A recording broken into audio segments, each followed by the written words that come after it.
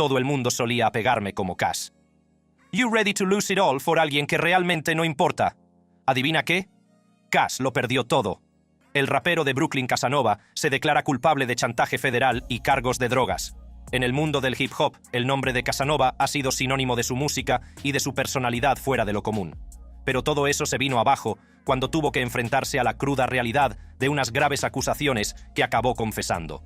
La fiscalía afirma que Casanova lideró la nación de los intocables Gorilla Piedra Bloods Gang y dirigió una conspiración multiestatal en ese papel. Ha pasado casi un año desde la sentencia de Casanova y, sin embargo, nadie puede olvidar su demencial reacción ante su condena a prisión. El arresto. El 1 de diciembre de 2020, la industria musical se vio sacudida por la noticia de la detención de Casanova. Los federales habían publicado mensajes en las redes sociales pidiendo ayuda para encontrar al rapero de 36 años, que era buscado en relación con una acusación de 18 personas contra la famosa banda Untouchable Gorilla Stone Nation. Entre los cargos que se les imputaban figuraban asociación ilícita, asesinato, narcóticos, armas de fuego y fraude. Cuando los mensajes circularon por Internet, las autoridades iniciaron una persecución de Casanova por todo el país. La búsqueda se intensificó y se instó al público a proporcionar cualquier información que pudiera conducir a su captura. Los fans y seguidores del rapero quedaron en estado de shock, asimilando las acusaciones contra su querido artista. Pero el 2 de diciembre, Casanova había logrado eludir su captura, y las autoridades empezaron a considerarlo un fugitivo. En un intento desesperado por localizarlo, incluso enviaron un tuit con su foto, informando al público de que estaban buscando a Caswell Sr., alias Casanova, en relación con el caso. El tuit hacía hincapié en la gravedad de los cargos a los que se enfrentaba. Sin embargo, solo un día después de ese tuit, Casanova hizo un movimiento sorprendente. Se entregó voluntariamente a las autoridades en la comisaría de Midtown South, en Manhattan. La noticia de su entrega corrió como la pólvora, dejando a fans y críticos preguntándose por igual sobre los acontecimientos que condujeron a este momento. Antes de que se entregara, apareció un vídeo en las redes sociales, publicado por la esposa de Casanova, Swaggy Jassy. En el vídeo se ve a Casanova fumando un cigarrillo, aparentemente tranquilo y sereno, mientras habla con su mujer. Le asegura que volverá pronto y le declara su amor con estas palabras: «Te quiero como a la comida cocinada». Swaggy Jassy corresponde al sentimiento, permaneciendo al lado de su marido y manteniendo su inocencia hasta que se demuestre su culpabilidad.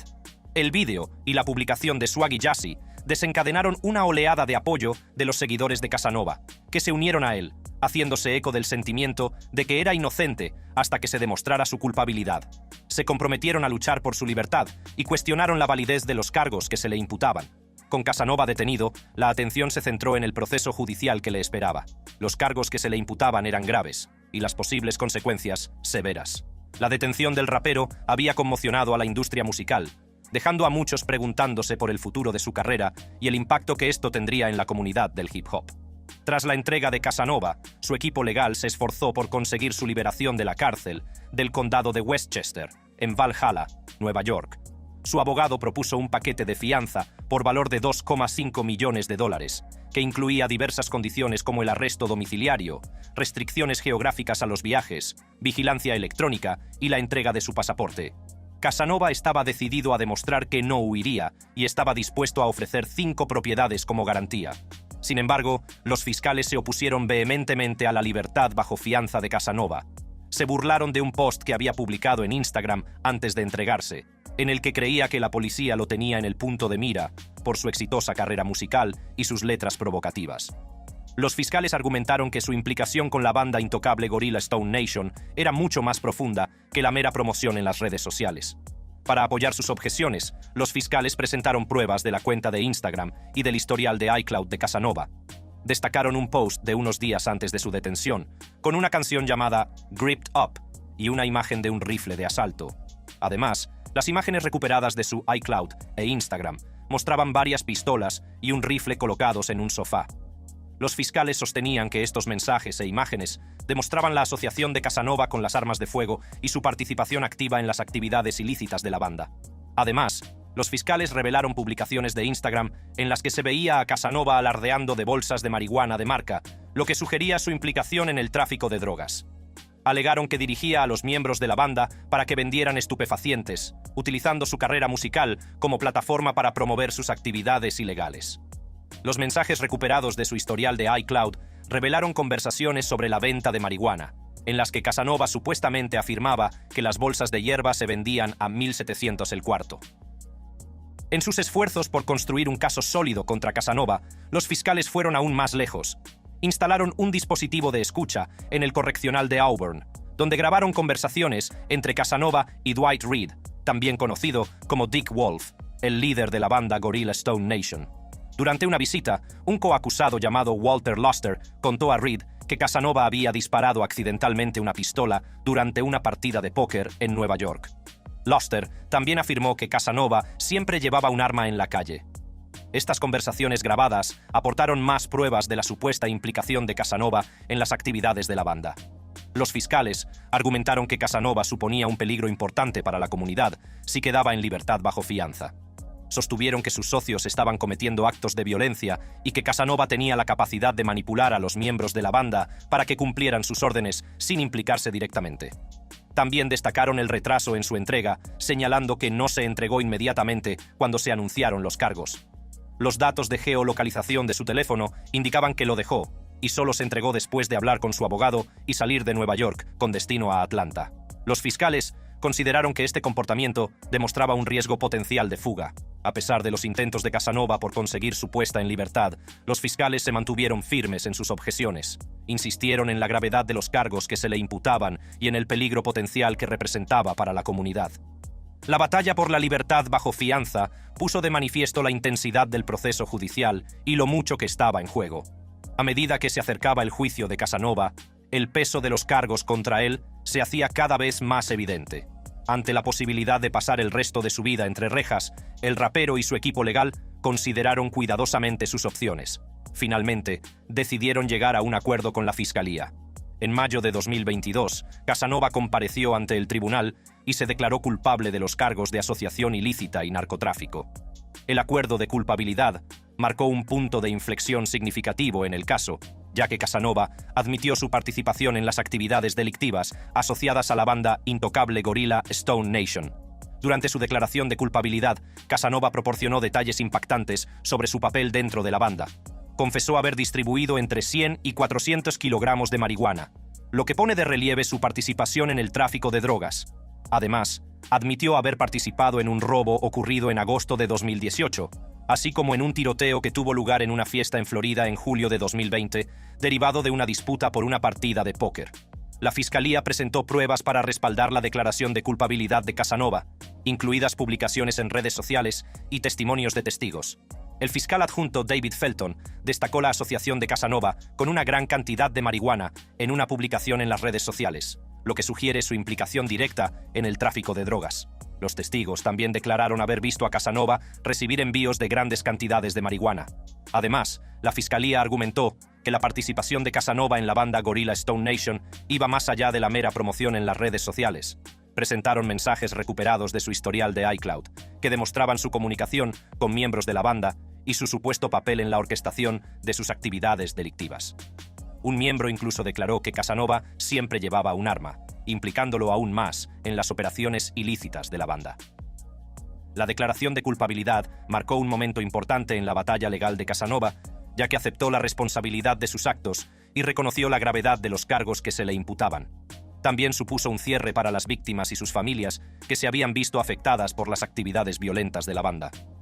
A lo largo del juicio, el equipo jurídico de Casanova había abogado por una condena más leve, insistiendo en su decisión de cortar lazos con la banda y en su auténtico remordimiento por sus actos.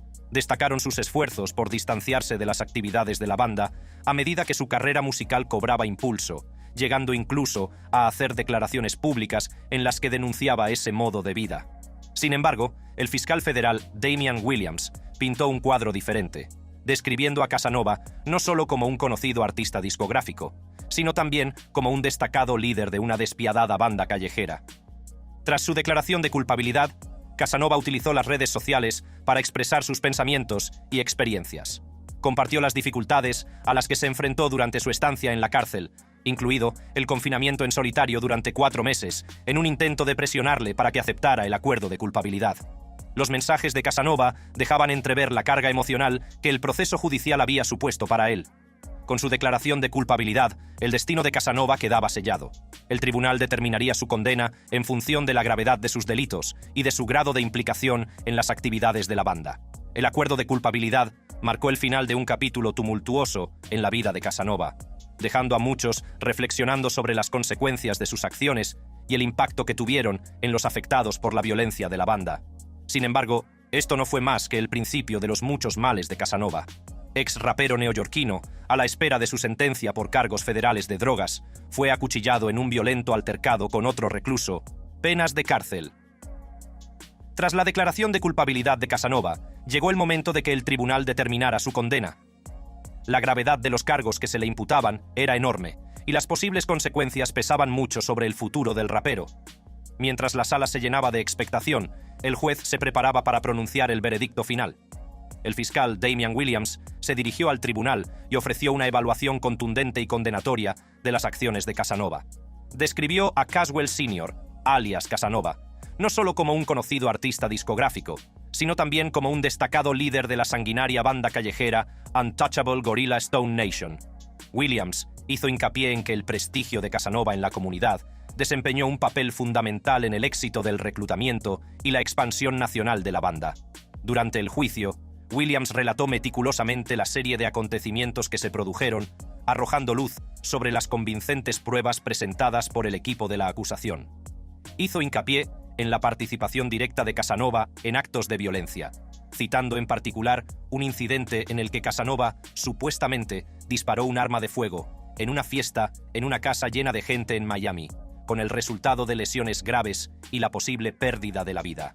El fiscal sostuvo además que la prominencia e influencia de Casanova en determinados círculos no solo atraía la violencia relacionada con las bandas, sino que perpetuaba un peligroso ciclo de conducta delictiva que suponía una importante amenaza para la seguridad pública. A medida que el juicio se acercaba a su fin, las observaciones finales del fiscal de los EEUU resonaron con un tono de inequívoca seriedad en cuanto a la gravedad de los delitos de Casanova. Williams declaró: «La sentencia de hoy, junto con las otras sentencias significativas que se han impuesto en este caso, demuestra una vez más que la vida de pandillero no merece la pena y conducirá a muchos años de prisión». Sus palabras resonaron por toda la sala, subrayando las consecuencias de las acciones de Casanova y sirviendo de dura advertencia a otros que pudieran verse tentados por una vida de delincuencia. Una vez preparado el escenario, el juez comenzó a dictar sentencia. La sala se quedó en silencio mientras el peso del momento flotaba en el aire. El juez consideró las pruebas presentadas, los argumentos de la acusación y la defensa y el impacto de las acciones de Casanova en la comunidad. Al final, el juez dictó una sentencia significativa: 15 años de prisión. Mientras Casanova se encontraba tras los fríos barrotes de acero de los muros de la prisión, su periplo dio un giro oscuro y aislante. Tras declararse culpable de los cargos que se le imputaban, acudió a las redes sociales para arrojar luz sobre la dura realidad de su estancia en la cárcel. «El sistema es una locura, tío. Me tuvieron en el calabozo 4 meses sin motivo, probablemente para que pueda hacer esta declaración». La declaración de Casanova sobre su incomunicación durante 4 largos meses conmocionó a sus seguidores y al público en general. Fue un duro recordatorio del poder que el sistema judicial ejerce sobre quienes están a su alcance. La reclusión en régimen de aislamiento, también conocida como la caja, es una práctica que aísla a los presos del contacto humano durante periodos prolongados. A menudo se utiliza como medida disciplinaria o para proteger al recluso. Pero para Casanova, la experiencia fue una dura prueba para su fortaleza mental y emocional. Encerrado en una celda pequeña y sin ventanas, Casanova se encontró aislado del mundo exterior. El aislamiento pesó mucho sobre su espíritu, mientras se enfrentaba a la incertidumbre de su futuro y a la presión de aceptar un acuerdo con la fiscalía. Es difícil discernir si las afirmaciones de Casanova de que estaba recluido en régimen de aislamiento eran ciertas o un mero intento de mantener su imagen de gángster. La línea entre la verdad y la bravuconería se difuminó en los confines de su celda. Pero una cosa era cierta: el efecto en su psique era innegable. Estar solo de esta manera te altera la cabeza, tío. Es una batalla constante entre mantenerte fiel a lo que eres y sucumbir a la presión que te están metiendo. La presión de aceptar un acuerdo con la fiscalía se cernía sobre Casanova, una oferta tentadora que podría reducir su condena. ¿Pero a qué precio?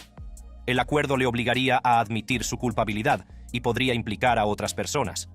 Era una decisión que podría tener consecuencias de largo alcance.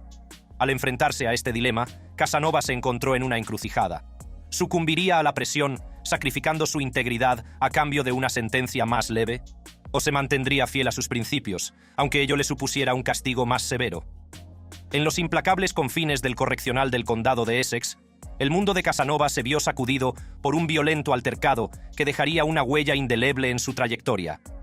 Pocos días antes de su comparecencia ante el tribunal, el rapero fue víctima de una brutal agresión. Los informes indican que Casanova fue atacado por otro recluso, llamado Ulises Lugo, dentro de los muros del centro. Las autoridades del centro revelaron que la cara de Casanova presentaba las marcas de un brutal navajazo con un arma, lo que le empujó a una situación peligrosa y tumultuosa. Sin embargo, Casanova, lejos de sucumbir al victimismo, se defendió ferozmente, sacando cada gramo de su fuerza. En medio del pandemonium, consiguió recabar el apoyo de sus compañeros de celda, desequilibrando la balanza de la confrontación. Cuando los agentes llegaron al lugar, se encontraron con un cuadro desgarrador. Tanto Casanova como Ulises Lugo estaban bañados en sangre, y sus rostros y atuendos daban fe de la intensidad del violento altercado. La visión del recluso Lugo era especialmente espeluznante, oscurecida como estaba por un velo de sangre.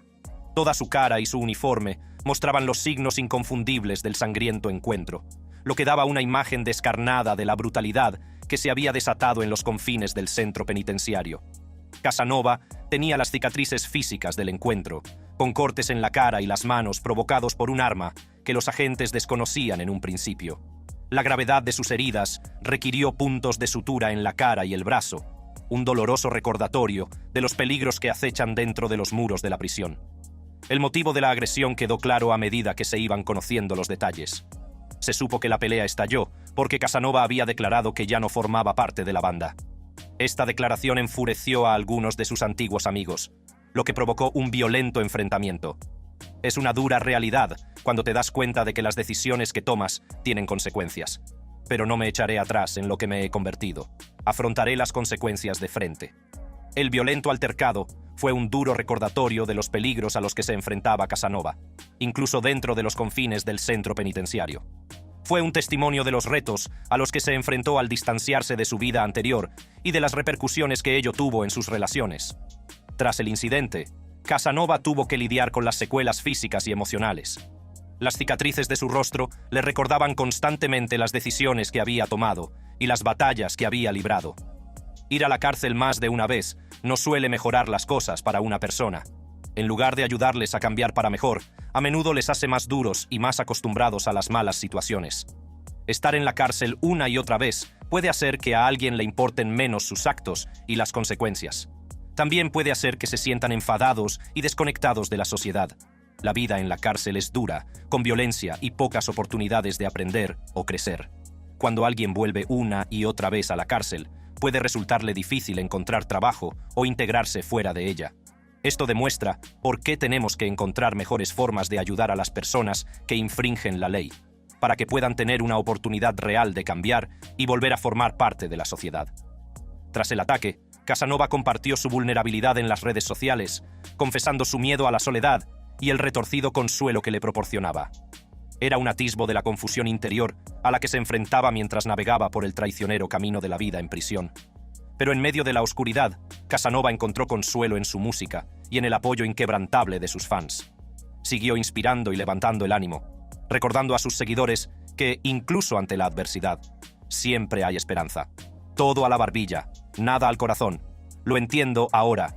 Espero que no se os pase por la cabeza. Como mirar mi cuenta bancaria que te hace querer, ya sabes, ir más fuerte a ceros, quieres más ceros. La temprana salida de Casanova. Casanova, cuyo verdadero nombre es Caswell Sr., nació y creció en el corazón de Brooklyn, Nueva York, el 27 de octubre de 1986. Creció en un barrio peligroso y fue testigo de cosas que ningún niño debería ver jamás. Las calles eran su patio de recreo, pero también su mayor tentación. A la tierna edad de 11 años, Casanova empezó a caer en la delincuencia. Mientras la mayoría de los niños de su edad jugaban y soñaban con su futuro, Casanova se divertía robando cosas a víctimas desprevenidas. No se trataba solo de la ganancia material, sino de la emoción de la persecución, de la adrenalina que corría por sus venas al burlar a los que le rodeaban. La naturaleza traviesa de Casanova no tenía límites. Desde lanzar huevos a la gente en Halloween hasta robar flores a los hombres de negocios el día de San Valentín, no parecía tener remordimientos por sus actos. Era como si tuviera otras reglas, otra forma de ver el mundo. La manera de pensar de Casanova sobre sus actos pasados es bastante diferente de lo que la mayoría de la gente podría esperar. En lugar de sentirse mal, le parecía divertido. En una entrevista concedida a Vlad TV, dijo que robar a la gente le producía un subidón, como un viaje emocionante. No le importaba correr riesgos y parecía que disfrutaba metiéndose en líos. Era conocido por hacer cosas salvajes, como lanzar huevos a la gente en Halloween y robar flores a empresarios el día de San Valentín. Por aquel entonces, no parecía sentir pena por lo que hacía. Esto demuestra que Casanova tenía una forma única de ver las cosas, donde lo que otros podrían ver como malo o incorrecto, él lo veía como excitante o entretenido. Es un atisbo de una personalidad que no seguía las reglas habituales ni se sentía mal por romperlas. A medida que Casanova crecía, sus delitos aumentaban. Abandonó la escuela en 8º curso y encontró consuelo en las calles y en el atractivo de encajar con los demás chicos. En su barrio, ser aceptado significaba ser un poco travieso, un poco atrevido. El ansia de aceptación de Casanova le llevó por un camino peligroso. De los pequeños robos pasó a actos más atrevidos, como asaltar a la gente por la noche y quitarles el dinero. La emoción de la persecución y el subidón de evadir a la policía se convirtieron en una adicción, alimentando su deseo de credibilidad callejera. La audacia de Casanova no tenía límites. Robaba a la gente y luego posaba para hacerse fotos con ellos en los clubes, mostrando con orgullo sus bienes robados. Más tarde, estas fotos aparecían en las redes sociales, mostrando al mundo sus actividades delictivas. La vida de Casanova dio un giro radical cuando a los 13 años ingresó por primera vez en prisión. Pero en lugar de servirle como llamada de atención, la cárcel no hizo sino alimentar su deseo de notoriedad. Se desenvolvía a las 1000 maravillas en aquel duro ambiente, participando incluso en peleas organizadas por los funcionarios de prisiones. La reputación de Casanova creció y la gente lo confundió con un miembro de los Crips, una conocida banda. La estancia de Casanova en el centro de detención de menores se convirtió en el catalizador de su viaje a la vida de las bandas. Al salir de prisión, se convirtió en uno de los cabecillas de la Untouchable Gorilla Stone Nation, una banda afiliada a los Bloods. A partir de ese momento, la vida de Casanova se convirtió en un torbellino de actividades delictivas y peligrosas aventuras. La adolescencia de Casanova estuvo marcada por su participación en la banda y sus constantes roces con la ley. Se hizo famoso por su intrepidez, sin molestarse nunca en cubrirse la cara durante sus delitos. La adrenalina de evadir la captura y la emoción de las situaciones peligrosas se convirtieron en una adicción para él. A los 18 años, le pillaron infraganti robando en una casa de cambio de cheques y su vida dio otro giro drástico. Esta vez, se encontró con un billete de ida a Rikers Island, una de las cárceles más duras del país. Casanova y sus amigos estaban pasando el rato pensando qué hacer con lo que se habían llevado cuando la policía llamó a su puerta. Casanova sabía que había llegado el momento de enfrentarse a la policía de Nueva York. Pero antes de que pudieran detenerle, tuvo la inteligente idea de arrojar su pistola por la ventana. El problema fue que uno de los policías la atrapó en el aire. Otra cosa que pudo influir en las malas acciones de Casanova fue su madre. Ella tenía dinero y siempre pagaba su fianza. Sabía que no pasaría mucho tiempo en la cárcel porque su madre pagaría la fianza. Lo sorprendente es que su madre no tenía ni idea de sus actividades delictivas. Creía que era inocente y siempre le apoyó. A Casanova se le daba bien mentirle y salirse con la suya. Después de que ambos fueran arrestados, él salió bajo fianza y volvió a su rutina habitual. Pero aquí está el giro. Su amigo le traicionó. Sí, su compañero de fechorías hizo un trato con la policía para una corta libertad condicional, mientras que a Casanova le cayeron 8 años de cárcel. En su último atraco a una casa de cambio de cheques, su amigo se quedó atrapado dentro mientras intentaba robar una caja fuerte. Por suerte para Casanova, hacía tiempo que había desaparecido. Los dueños de la tienda se ensañaron con su amigo. Apenas 3 días después, revocaron la fianza de Casanova y lo detuvieron en una vista judicial. Probablemente sabía que tenían suficientes pruebas contra él, así que no se resistió al arresto. Todo esto fue antes de que en diciembre de 2020, Casanova fuera acusado de cargos federales como parte de una acusación de 16 cargos. Los cargos no eran ninguna broma, y había mucho en juego. Se le acusaba de ser el líder de la banda intocable Gorilla Stone Nation, presuntamente implicada en una serie de actividades delictivas. En el acta de acusación se afirma que Casanova y su banda fueron responsables de actos de violencia, tráfico de estupefacientes e incluso de cometer fraude, aprovechándose de programas de prestaciones destinados a ayudar durante la pandemia de COVID-19. La acusación más impactante fue su implicación en el asesinato de un menor. Aunque Casanova no estaba directamente implicado en el asesinato, su asociación con la banda le puso en una situación precaria. Según el fiscal federal, un menor fue trágicamente asesinado en el marco de las actividades de la banda. La investigación de este caso ha sido exhaustiva y las autoridades están decididas a llevar a los responsables ante la justicia. Las imágenes de vigilancia captaron el brutal momento en que una persona vestida de negro, con la cara cubierta, se acercó a un adolescente con una bicicleta y le disparó en la cabeza. La víctima, Jelani Jones, perdió trágicamente la vida. Aunque Casanova no estaba directamente implicado en el asesinato, uno de los miembros de la banda, Brandon Soto, estaba muy vinculado al caso. Brandon Soto, también conocido como Stax, fue acusado de llevar a alguien a cometer el asesinato. Proporcionó un arma de fuego a un menor, a sabiendas de que podría ser utilizada para un acto violento. Las autoridades federales iniciaron una investigación a gran escala sobre la banda intocable Gorilla Stone Nation, decididas a desmantelar sus actividades delictivas. El caso reveló una red de violencia, tráfico de drogas y tramas fraudulentas que se extendía por distintas partes de la ciudad de Nueva York y más allá. Las autoridades creen que la banda llevaba al menos una década operando en distintos barrios, como Manhattan, el Bronx, Queens, Brooklyn, Westchester y el norte del estado de Nueva York. La asociación de Casanova con la banda le puso en una situación precaria. Aunque no estuvo directamente implicado en el asesinato, su participación en otras actividades delictivas, como robos y agresiones, aumentó el peso de los cargos que se le imputaban. Casanova también fue acusado de intento de asesinato y agresión con arma peligrosa, todos ellos relacionados con el caso de chantaje. Estos cargos se derivaban de un incidente en un club en el que él y su coacusado fueron acusados de disparar a miembros de una banda rival.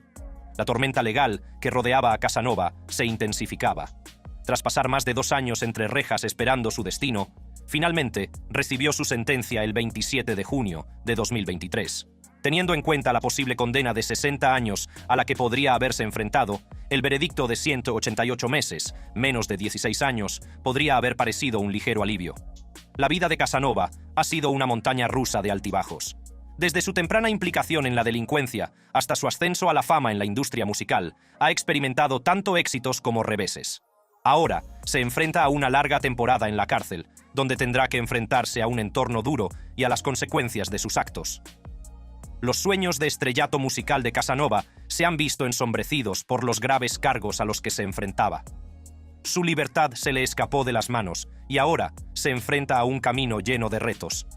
Mucha gente espera con impaciencia la salida de Casanova de la cárcel. Esperan que, una vez fuera, pueda dar un giro a su vida y empezar de nuevo. Y hasta aquí este video. Si quieres ver más contenidos como este, haz clic en las tarjetas de tu pantalla.